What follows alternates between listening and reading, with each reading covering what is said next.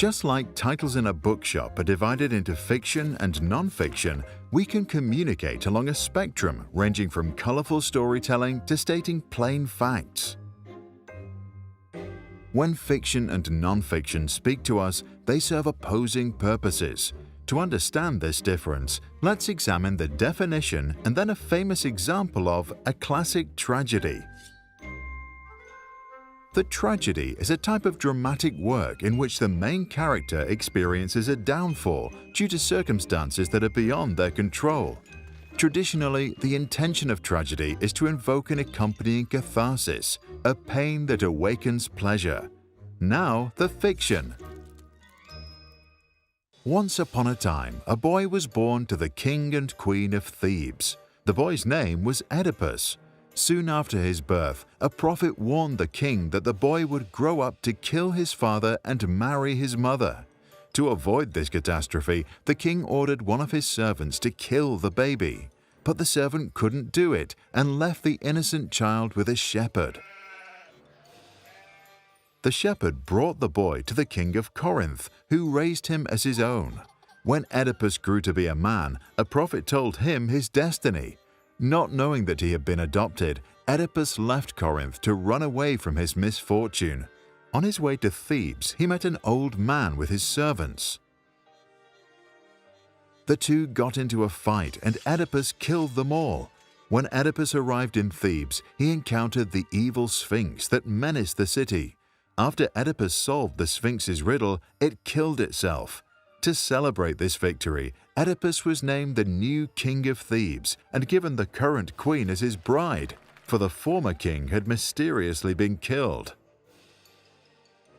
Years later, after they had 4 children, plagues began to destroy the city.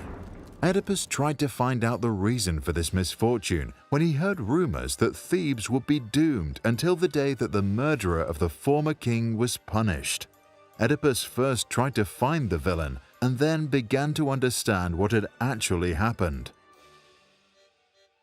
When he realized that he had killed his father and made love to his mother, he blinded himself as he could not bear to see the children he had fathered. Now, what do you think about the 2 examples, and how do the 2 help you understand a tragedy? The story appears real and feels alive. You can experience it, sense it emotionally, see it with your imagination, and because this can be exciting, it is recorded in your brain, changes your mind, and will be remembered for a long time. But there is a downside. Stories are so powerful, you may start to think that they are more common than they are, and you become biased. This effect is also known as the law of small numbers, which is why we also need facts. Facts are abstract and boring. Reading non-fiction is not exciting and is hence not easily recorded in your memory. In fact, a mere month after reading an entire book, most of us remember not more than one single idea. And because facts are weak and they compete for attention with stories that are powerful, they hardly ever change your mind. However, there is one thing they do well.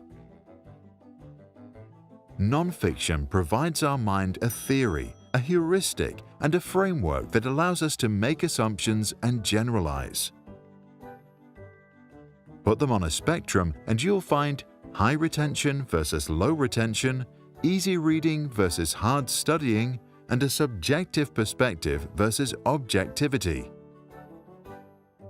For their polarizing nature, smart educators often combine the 2. Just as the quote goes, "When one man dies, it's a tragedy, and when a million die, it's statistics." To better understand the true nature of war, we need to consider both. What do you think? What will you learn from this video? Possibly a good mix of both worlds. Share your thoughts and your favorite way to grasp complex topics in the comments below.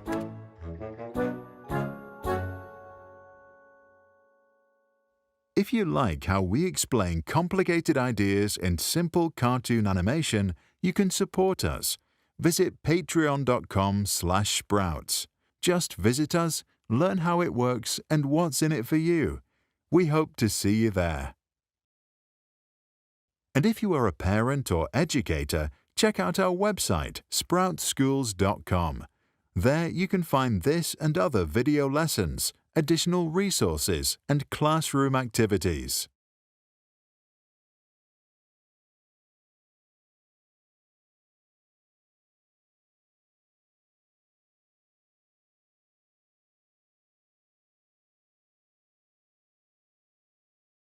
If you found this helpful, check out our other videos and subscribe. If you want to support our work, join us on patreon.com/sprouts. For more information and additional content, visit sproutschools.com.